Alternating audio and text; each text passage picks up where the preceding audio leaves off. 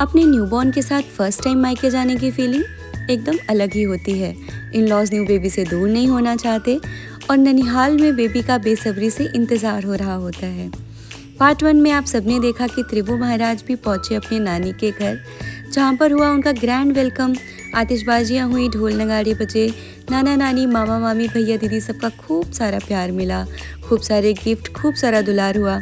तो देखते हैं नेक्स्ट पार्ट में त्रिभु के लिए क्या क्या हुआ उसके ननिहाल में।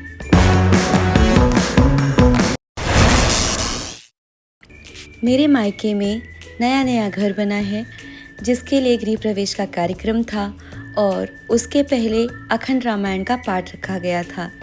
अच्छी बात ये थी कि त्रिभु के साथ मेरा आना भी इसी समय हुआ, तो घर पे पूरा खुशियों का माहौल था। मुझे और त्रिभु को खूब मजा आ रहा था। इतनी व्यस्तता होते हुए भी नानी अपने नाती को मालिश करने का समय निकाल ले रही थी, और जब बड़ी नानी को समय नहीं मिलता तब छोटी नानी अपनी ड्यूटी पर लग जाती थी। त्रिभु महाराज कभी टमी टाइम करते, कभी अपनी मम्मी के साथ टाइम पास करते, तो कभी उनकी मम्मी अपने मम्मी के साथ टाइम पास करती रहती। मेरी मौसियाँ आई हुई थी तो मम्मी भी अपनी सारी बहनों में खूब खुश थी। साथ ही पापा अपनी सभी सालियों के साथ डांस करने में खूब एंजॉय कर रहे थे। और सच कहूँ तो भैया की शादी के बाद पापा को इतना डांस करते हुए पहली बार देखा।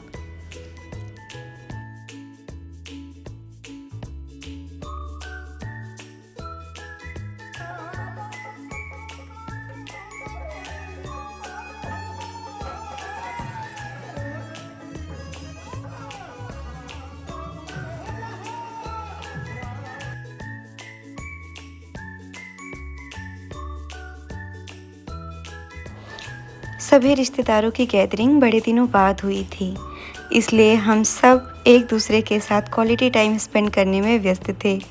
कभी फ़ोटो शूट होता तो कभी बातों में लग जाते, कभी कुछ हंसी ठहाके, कभी मजाक, कुछ ना कुछ हमेशा हो रहा था। रामायण में जब राम जी के जन्म का समय आया तो राम जी का स्वरूप मानते हुए त्रिभु महाराज की भी आरती उतारी गई और पूजा की गई। त्रिभु से मिलने के बाद पापा कुछ ज़्यादा ही इमोशनल हो रहे थे, होते भी क्यों ना, नाना जो बन गए थे। सभी इतने दिनों बाद मिले थे कि इतना काम होते हुए भी घर में बार बार बैठक हो जा रही थी।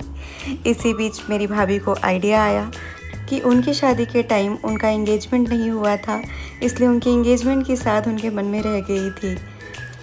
इसी मौके पे उन्होंने भी अपने दिल की ख्वाहिश पूरी कर ली।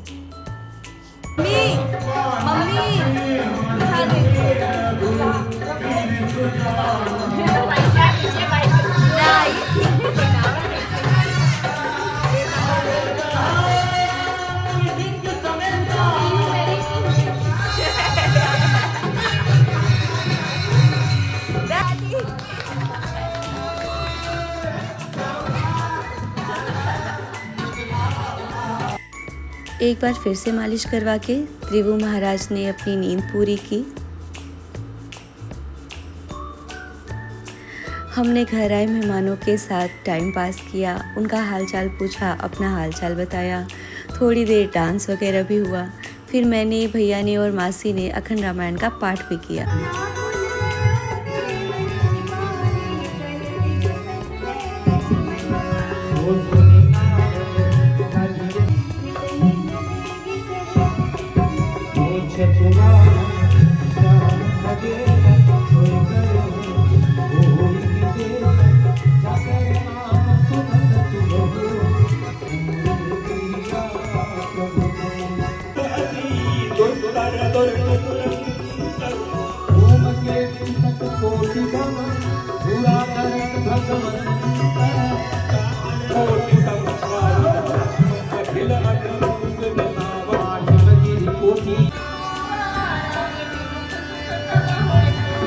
नाना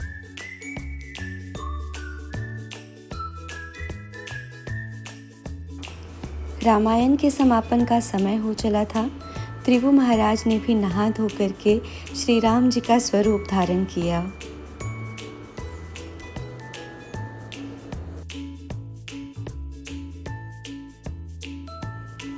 रामायण के समापन के बाद त्रिभु के लिए सोहर और बधाइयों का कार्यक्रम शुरू हुआ। खूब ढोलक बजे, खूब सोहर गाए गए, पूरे घर ने मिलकर के खूब खुशियाँ मनाई। त्रिभु के बड़े भैया ने तो खूब पैसे लुटाए। पेश है कुछ झलकियाँ। दिवाली परिवार से बिलोंग करता है।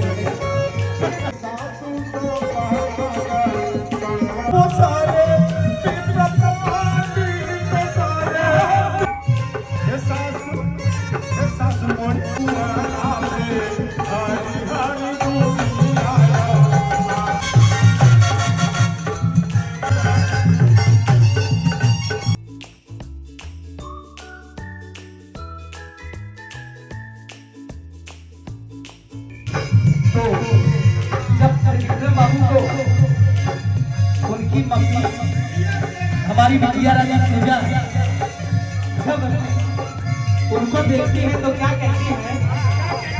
अरे आई सनम मनोहर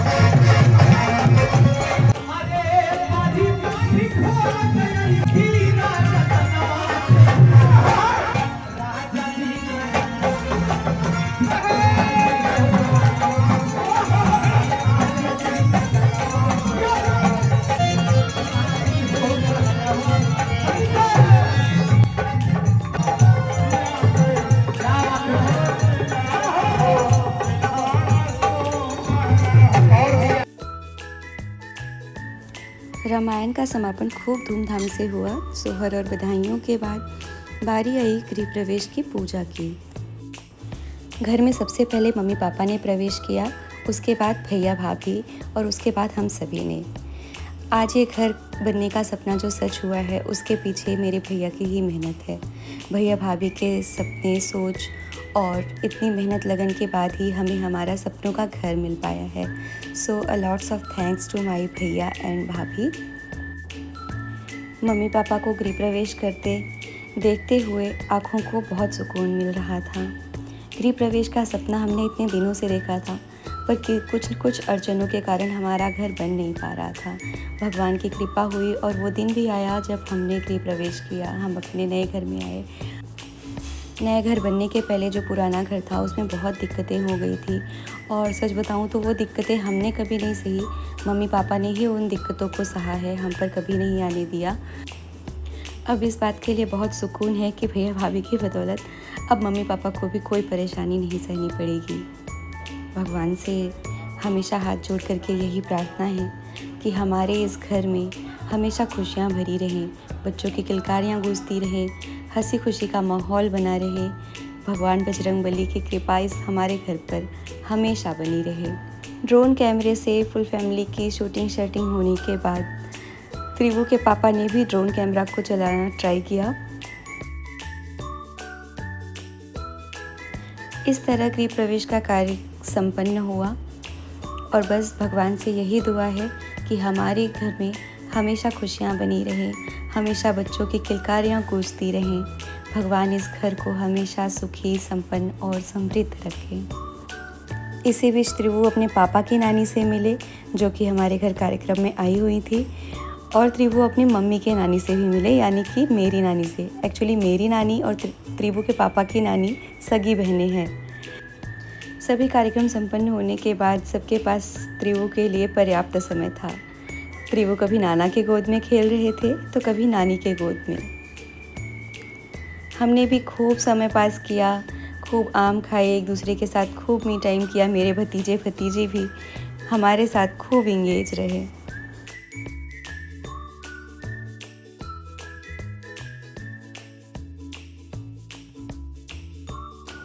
त्रिभु महाराज कभी मामा की गोद में खेल रहे थे तो कभी मामी की गोद में।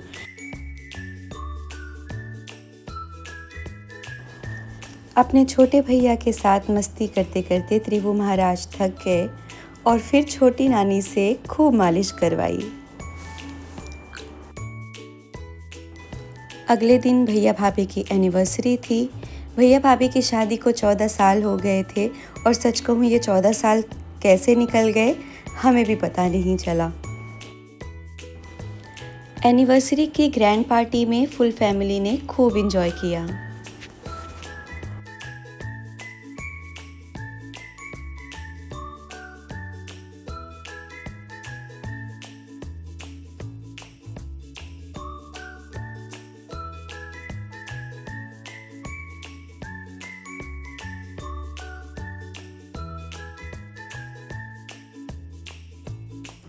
पार्टी के लास्ट में सबने एक दूसरे के साथ फ़ोटो खिंचवाई, कुछ मेमोरीज़ क्रिएट की और इन सब के बीच त्रिभु आकर्षण का केंद्र बने रहे।